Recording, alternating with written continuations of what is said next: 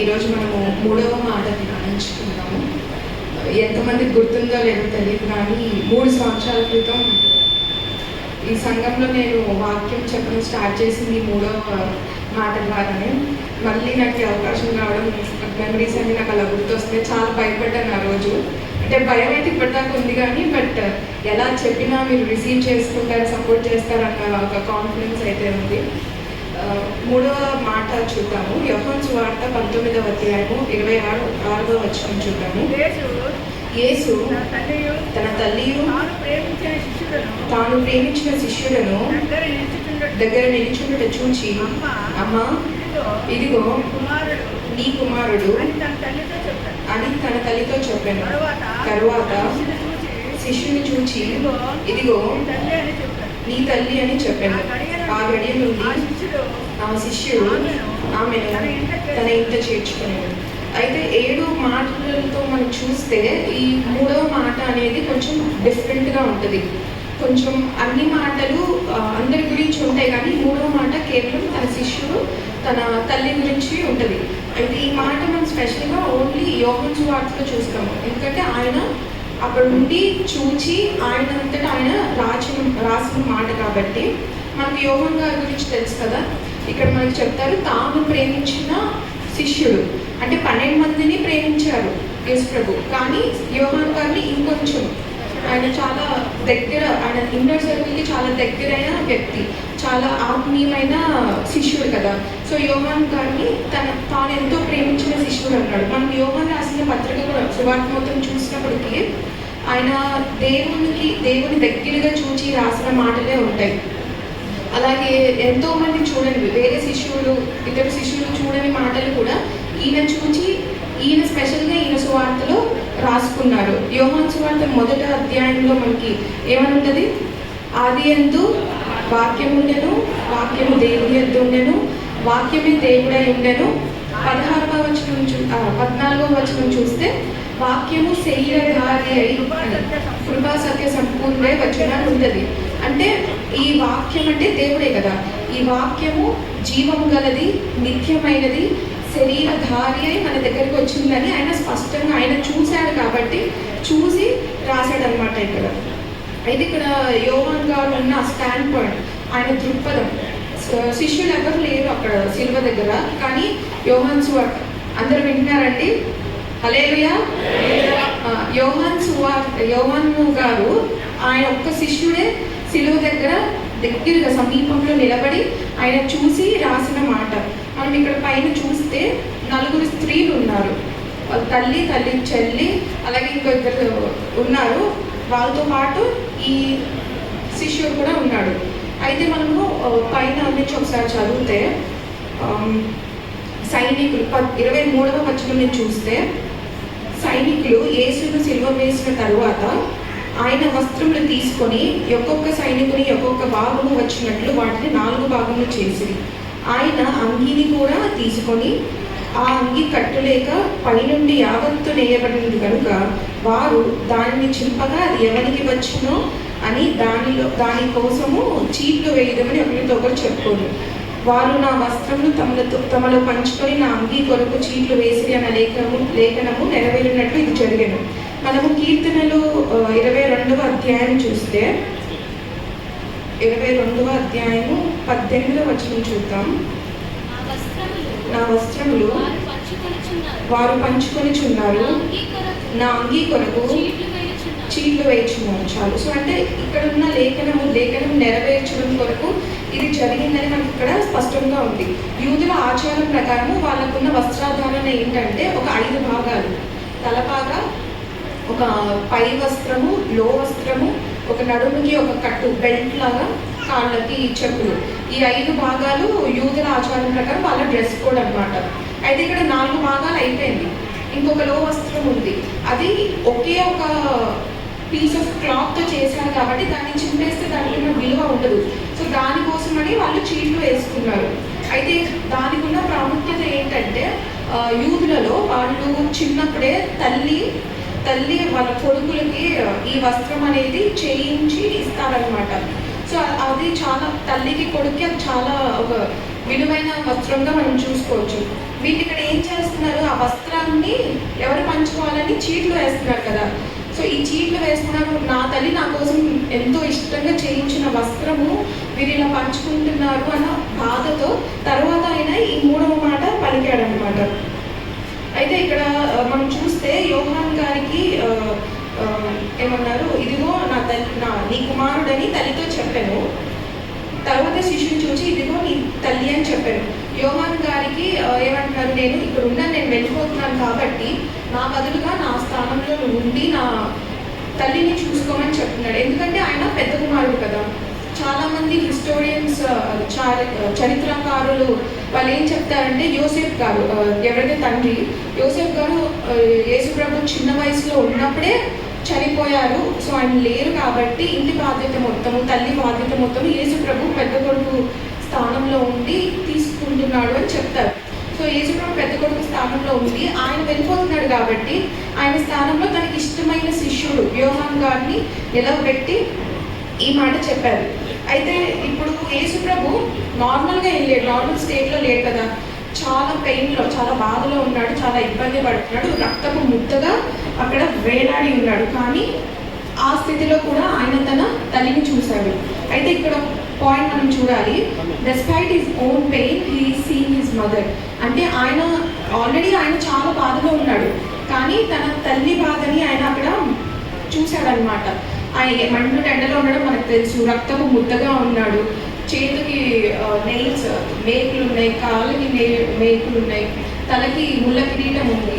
ఈ స్థితిలో కూడా తల్లి అక్కడ నుంచొని ఏడుస్తుంది అని చూసి తల్లి గురించి ఆయన ఆలోచించాడు అనమాట. అయితే ఇక్కడ మనము లూకా సువార్త 2వ అధ్యాయం చూద్దాము. లూకా సువార్త 2వ అధ్యాయము 35వ వచనం చూద్దాం. మరియు మీ హృదయంలోనికి ఒక ఖడ్గము దూసుకుని పోవునని ఆయన తల్లి అయిన మరియతో చెప్పాను. వీరు యేసుప్రభు పుట్టిన కొన్ని రోజులకి దేవాలయంలోకి వెళ్తే అక్కడ సిమియోను అనే వ్యక్తి ఆయన మరియమ్మతో ఇలా చెప్తాడంట, నీకు నీ మనసులో చాలా పెద్ద గాయం జరుగుతుంది అని ఎప్పుడో ప్రవచిస్తాడనమాట. సో ఆ గాయం ఏంటంటే, ఇప్పుడు కన్న కొడుకు తన కళ్ళ ముందు చనిపోవడము కదా. ఎంత పేరు బంధం ఉంటుంది కదా, ఎంత దేవుడైనా కూడా తన నుంచి వచ్చాడు కాబట్టి, చిన్నప్పటి నుంచి చూసుకొని పెంచింది కాబట్టి ఆవిడకి ఆ బాధ అనేది ఉంటుంది. సో ఆ బాధని ఆయన రియలైజ్ అయ్యి ఆయన అప్పుడు ఈ మాట శిష్యునికి తన తల్లిని అప్పగించాడనమాట. అయితే 7 మాటలు మనం చూస్తే ప్రతి మాట శిలువ మీద మాట్లాడాల్సిన మాటే. వీరిని క్షమించండి, మీరు నాతో పరదేశంలో ఉంటారు, నేను తప్పుకొని ఉన్నాను, ఆత్మ అప్పగిస్తున్నాను. ప్రతి మాట అనేది శిలువ మీద పలకాల్సిన మాటే. కానీ ఈ 3వ మాట చూస్తే ఇది ఎక్కడైనా పలకొచ్చు. ఎందుకంటే యోహాన్ గారు ఆయనతో పాటే ఉన్నారు. ముందు రోజు కూడా ద లాస్ట్ సఫర్, అది ముందు రోజు భోజనం, రాత్రి వేళ భోజనం అప్పుడు కూడా యేసుప్రభు పక్కనే ఉన్నాడు కదా యోహాన్ గారు. అప్పుడైనా అని చెప్పొచ్చు, నా తల్లిని నువ్వు చూసుకొని నేను వెళ్తాను, లేకపోతే చనిపోయి తిరిగి లేచిన తర్వాత శిష్యుడికి కనిపించాడు, అప్పుడైనా చెప్పొచ్చు, నేను ఇప్పుడు మనిషిగా లేను, నేను ఉన్నది ఇంకా నా తల్లిని చూసుకోవచ్చు అని చెప్తాడు. కానీ ఆయన అప్పుడెప్పుడు చెప్పలేదు, కానీ కరెక్ట్గా శిలువ మీద ఉన్నప్పుడు మాత్రమే ఈ విషయం చెప్పాడు, ఈ మాట చెప్పాడు. కరెక్ట్గా శిలువ మీద ఎందుకు చెప్పాడు ఈ మాట అంటే, ఎలా అయితే యేసుప్రభు మన రక్షణ గురించి ఆలోచిస్తున్నాడో, ఎలా అయితే మనకి నిత్య జీవం ఇవ్వడానికి ఆయన వచ్చారో, అదేవిధంగా ఆయన మన పర్సనల్ నీడ్స్ని కూడా కేర్ చేయడానికి ఆయన ఉన్నారనమాట. అంటే మన అవసరతలు, మన రోజువారి అవసరతలు, మన బాధలు, మన ఇబ్బందులు, మన ఇరుకులు, ఏ విషయమైనా ఆయన గ్రాంటెడ్గా తీసుకోలేదు, ఆయన చులకనగా తీసుకోలేదు. నేను ఇంత పెయిన్లో ఉన్నాను, మా అమ్మ ఏడిస్తే ఉందిలే అన్నట్టు ఆయన ఫీల్ అవ్వలేదు. నా బాధ ముందు ఆవిడ బాధ ఎంత అనేది ఆయన ఫీల్ అవ్వకుండా ఆయన ఆవిడ బాధను కూడా చూసి ఈ మాట చెప్పాడు. ఎందుకంటే ఆయన మన ప్రతి పరిస్థితిని, మనం ఏం చేస్తున్నాము, ఎలా ఉన్నాము, రోజువారీగా మనకి ఏం అవసరం ఉందో, ప్రతి అవసరతని, ప్రతి ఇబ్బందిని, ప్రతి ఇరుకుని ఆయన లక్ష్య పెట్టే దేవుడని ఈ మాట ద్వారా మనకి బాగా తెలుస్తుంది. అలానే ఇప్పుడు యేసుప్రభు ఎలాగైతే మన బాధని చూస్తాడో, మన బాధల్లో ఆయన తోడుగా ఉంటాడు. అంటే ఆయన చూడటం మాత్రమే కాదు, కానీ ఆ బాధల గురించి ఏదో ఒకటి చేస్తాడు. ఇప్పుడు ఆయన అక్కడ నుంచొని ఆ మాట చెప్పకపోయినా మనకి పెద్ద ఇబ్బంది ఏమి ఉండేది కాదు. వాళ్ళ అమ్మని పట్టించుకోలేదని ఎవరు ఏమన్నారు, ఎందుకంటే ఆయనే రక్తపు ముద్దగా అక్కడ ఉన్నాడు. కానీ ఆయన ఖచ్చితంగా ఆ మాట చెప్పాడు. మనం ముందు నుంచి చూస్తే పరిచర్య మొదటిలో కానాను విందులో వాళ్ళ అమ్మ మొట్టమొదటిసారిగా అక్కడ స్టార్ట్ చేశారు కదా ఆయన పరిచర్య. తర్వాత ఇక్కడ రిజరెక్షన్ డే పునరుద్ధానం వరకు వాళ్ళ అమ్మ అక్కడే ఉన్నారు. కానీ అక్కడి నుంచి ఇప్పటిదాకా ఉన్నప్పుడు ఇక్కడే ఎందుకు చెప్పారంటే, అంటే ఆయన వాళ్ళ అమ్మతో భౌతికంగా దూరం అవ్వబోతున్నాడు. He separating himself from his mother. దూరం అవ్వబోతున్నాడు కాబట్టి ఆయన ఇక్కడ ఈ మాట చెప్పాడు. యేసు ప్రభువే చాలా వీకెస్ట్ పాయింట్లో ఉన్నాడు, బలహీనమైన స్థితిలో ఉన్నాడు. కానీ అప్పుడు కూడా ఆయన తన తల్లికి సహాయపడాలి అన్న ఆలోచన తనలోకి వచ్చింది. ఇప్పుడు బైబిల్లో బలహీనమైన ఘట్టము అని ఎవరినన్నారు?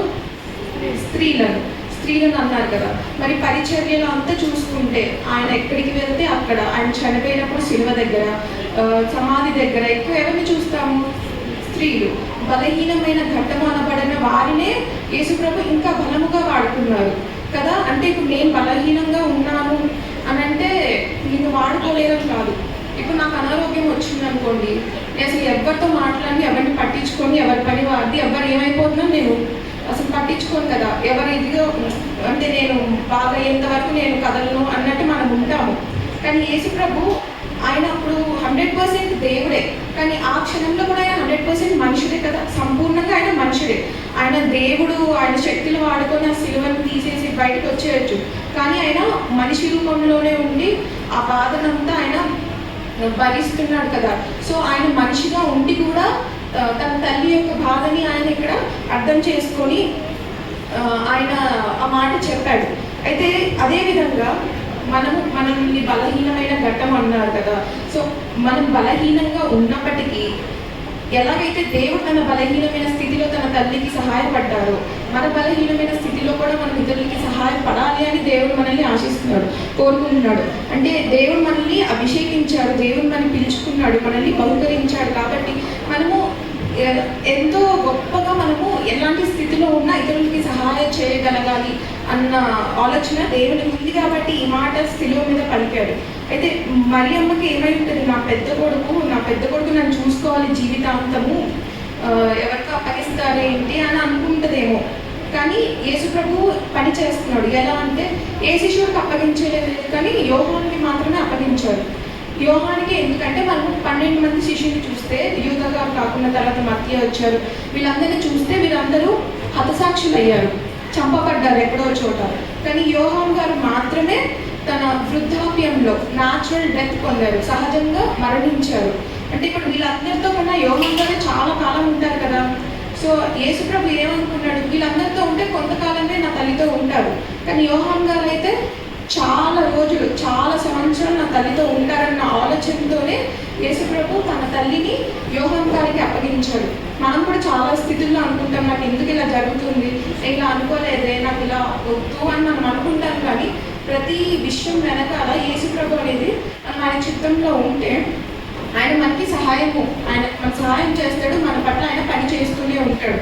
అలాగే మనము అనుకుంటాం కదా, యేసుప్రభు నన్ను నిజంగానే ప్రేమిస్తే, యేసుప్రభుకి అంటే ఇష్టం ఉంటే, నా మీద ఆయనకి ఇదిగా ఉంటే ఎందుకు నన్ను ఇలాంటి సిచ్యువేషన్స్లో ఉన్నాను, ఎందుకు ఇలా చేస్తున్నాడు, నాకు కావాల్సిన జరిగించట్లేదు అనుకుంటాం. కానీ ఆయన ఎండ్ ఆఫ్ ద రిజల్ట్, ఆయన ప్రణాళిక వేరు కదా. ఆయన ప్రణాళికను మనం నమ్మితే చాలా నిత్య జీవం వరకు ఆయన మనకి తోడుగా ఉంటారంట. అయితే ఇంకొక వచనం ఇది చూద్దాము. యాకోబు రాసిన పత్రిక 2వ అధ్యాయం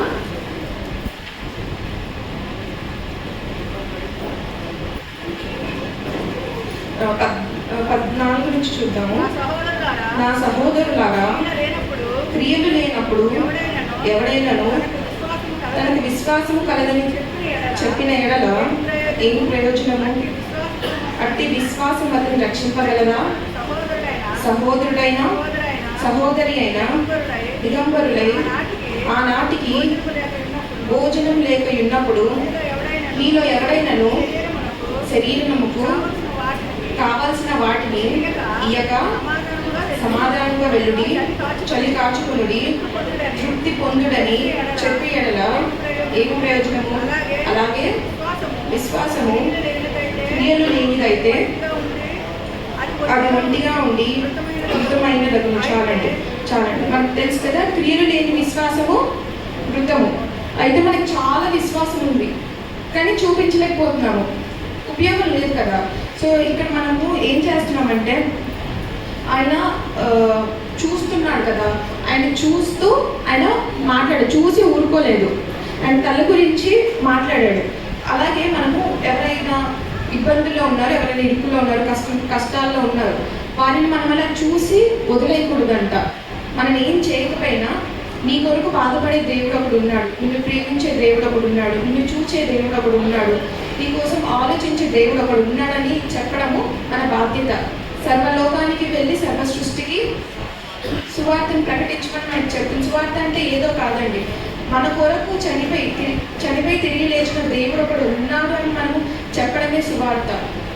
ఎవరినైనా ఇబ్బందులు ఉంటే వాళ్ళని వదిలేయకూడదంట, వారికి దేవుడు ఈ యేసుక్రీస్తు ప్రభువు ఉన్నారు అని చెప్పడము మన బాధ్యత. అయితే ఇప్పుడు యేసు ప్రభు గారికి తమ్ముళ్ళు చెల్లెలు అందరూ ఉన్నారు కదా, ఉన్నప్పటికీ కూడా ఆయన యోహాన్ గారిని ఎందుకు చూస్ చేస్తున్నారు, యోహాన్ గారికే ఎందుకు అని అంటే, ఒకసారి మనం 3వ మాట మళ్ళీ చూద్దాము. యేసు తన తల్లియు తాను ప్రేమించిన శిష్యుడు దగ్గరగా నిలుచుకుంటూ చూచి, దేని దగ్గరగా ఉన్నారు వాళ్ళు? సిలువకు దగ్గరగా ఉన్నారు. హల్లెలూయా. సిలువకు దగ్గరగా ఉన్నారు కదా వాళ్ళు. అయితే యేసు ప్రభు యోహాన్ గారిని ఎందుకు చూస్ చేసుకున్నారు, తన తమ్ముళ్ళని ఎందుకు చూస్ చేసుకోలేదంటే ఇదే సమాధానం. యోహాన్ గారు సిలువకి దగ్గరగా ఉన్నారు, సిలువకి దగ్గరగా ఉండడం వల్ల యోహాన్ గారిని ఆయన చూస్ చేసుకున్నారు. మనం blood is thicker than water అంటాం కదా, ఎంత స్నేహితులైనా ఎంత ఆత్మీయులైనా రక్త సంబంధమే అంటాం కదా. అయినప్పటికీ ఆయన తన ఆత్మీయుడైన తను ప్రేమించిన యోహాన్ గారిని చూస్ చేస్తున్నారు, ఎందుకంటే యోహాన్ గారు సిలువకి దగ్గరగా ఉన్నారు. అయితే ఇక్కడ మనము ముందు రోజు చూస్తే, ఎప్పుడైతే యేసు ప్రభు అప్పగించబడ్డారో అప్పుడు శిష్యులందరూ ఏం చేశారు? చెల్లాచెదరు అయిపోయారు, ఎక్కడ ఎవరు కనపడలేదు.